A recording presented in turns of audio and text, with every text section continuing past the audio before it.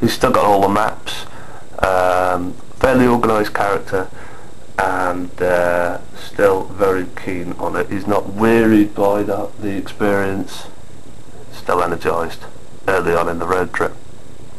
If you can call going on a Greyhound bus a road trip, it's not going to be some kind of it's not going to be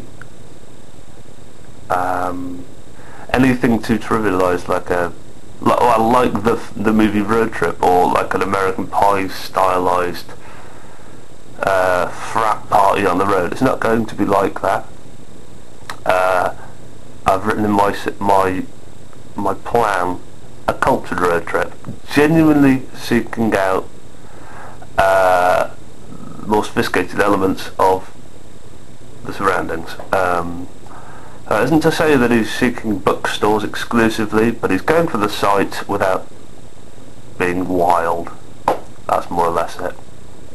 And he's got a mate on the bus. He's not going alone, but his mate, plural, could be 2 or 3, but no more, will be, I'm thinking, established Americans. They have lived in America either a long time or all of their lives, and they might be slightly older. They may be 30 approximately. Bearing in mind the lead character will be early 20s, I'm thinking. And these characters he will meet along the Greyhound bus tour, and they may only be doing a particular leg of the tour, so he may have only just met them on the bus. But they are following a similar plan and a similar route, and over the course of the novel they will probably share the same route, albeit if we're following the lines of a typical novel. Not that I want to follow a completely typical novel, but the rules suggest and dictate that at some point there will be a crisis moment, and there may or may not be a falling out. So one of them will decide to turn back and leave them, or maybe both. Then maybe the original lead character, Englishman, will be left alone at some point, all by choice. So that's what I'm thinking, 75% through. Also, so they're on this bus at one particular stop. It may or may not be before or after Chicago, Illinois. Probably before, though. Makes sense in my mind, at least. If that's going to be the lead central city,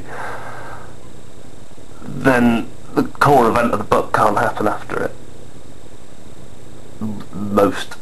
In most occasions. So also then, I'm now thinking, right, they're on the bus, having a nice time, they're introducing themselves. These extra American characters that become the lead character's mate, or friend, or accomplice, or buddy, if you will, they will not warm terribly quickly to the Englishman. The Englishman will rub them the wrong way at first. He may come across as slightly obnoxious. For Pete's sake, this is my screensaver. Anyway, yeah, so there isn't an immediate bond. It will obviously come as the characters develop and grow throughout the journey on Greyhound buses. But of course you need something to actually happen, because all we have is a basic setting and a few characters, all male and all very sensible so far. All reasonably realistic, I'd like to think, as well. Could happen. Other characters less central and important will be the fringe characters, and they will be a few retired people, not necessarily in the same group, but a couple of couples, and the kind of 60-year-old American that sold his shares in a boat company or something, and he wears a baseball bat. He wears a baseball bat No, he would wear a baseball hat, or maybe a John Deere hat, or some kind of, maybe like a sort of fishing vest or something. That's what, or a waistcoat. That's what I'm thinking.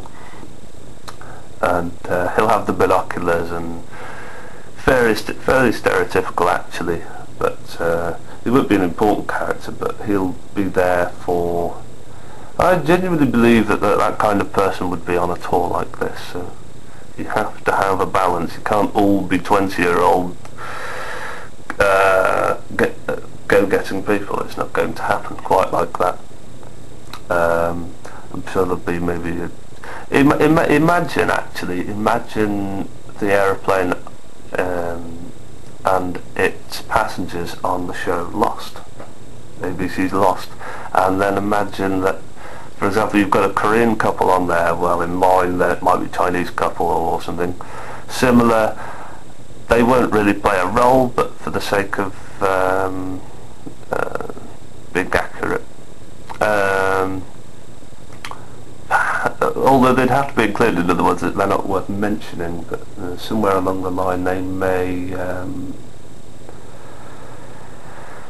drop something and it'll roll down the floor of the bus as it's turning around some peaks on a mountain somewhere. Bearing in mind some of Chicago is slightly mountainous. That could work. I don't know, put some very, very minor role, but they may or may not be included. But like all works of anything, all fiction, to be honest, in every single book, film or otherwise, female lead role. And what I'm thinking of this female lead role is, well, what I had in my dream, and this is all mostly based on a dream, and the dream may or may not be mostly based on a couple of films I've seen recently, so it all intertwines. But of course the thing with dreams is sometimes reality is suspended and sometimes things are twisted. But they could be adapted and evolved. So I'm thinking the kind of character like the one in Elizabethtown, the kind of character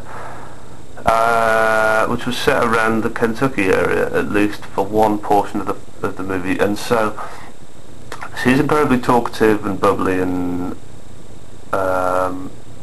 is immediately interested in Orlando Bloom's character.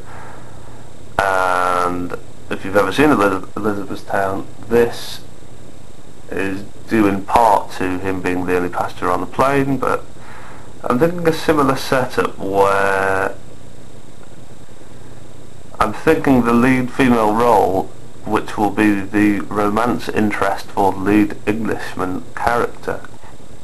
The male and female lead will arrive on the coach, not at the beginning of the tour. She'll join the tour some way through, sometime before Chicago, and I'm thinking